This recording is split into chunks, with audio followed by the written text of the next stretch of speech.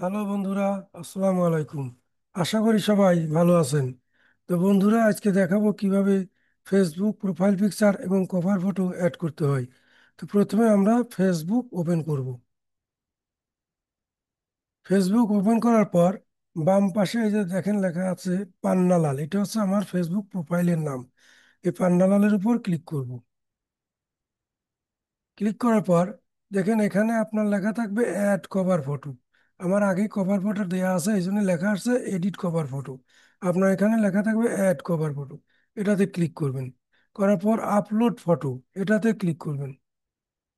Click করার পর যেখানে আপনার কভার ফটো আছে সেখানে গিয়ে কভার ফটো সিলেক্ট করবেন।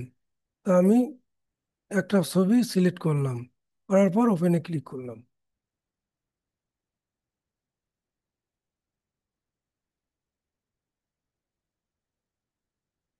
ক্লিক করার পর এটাকে আপনি পজিশন ঠিক করবেন, অর্থাৎ এটাকে ধরে মাউস দিয়ে ধরে এটাকে উপর নিচে করবেন, করে আপনি আপনার পজিশন ঠিক করবেন। করার পর এখানে দেখেন লেখা আছে সেভ চেঞ্জেস।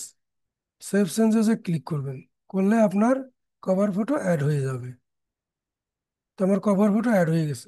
এখন দেখেন এই যে প্রোফাইল পিকচার, এই যে প্রোফাইল পিকচার এখানে ক্যামেরা আইকন দেখা যাচ্ছে, এটাতে ক্লিক করবেন।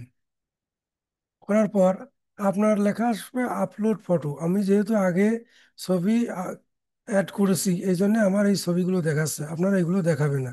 আপনার লেখা আসবে আপলোড ফটো। এই আপলোড ফটোতে ক্লিক করবেন।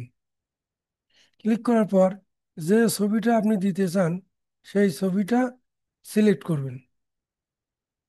তো আমি এই ছবিটা দিতে চাই, প্রোফাইল পিকচার হিসেবে এই ছবিটা দিতে চাই। এটা সিলেক্ট করে ওপেনে ক্লিক করুন।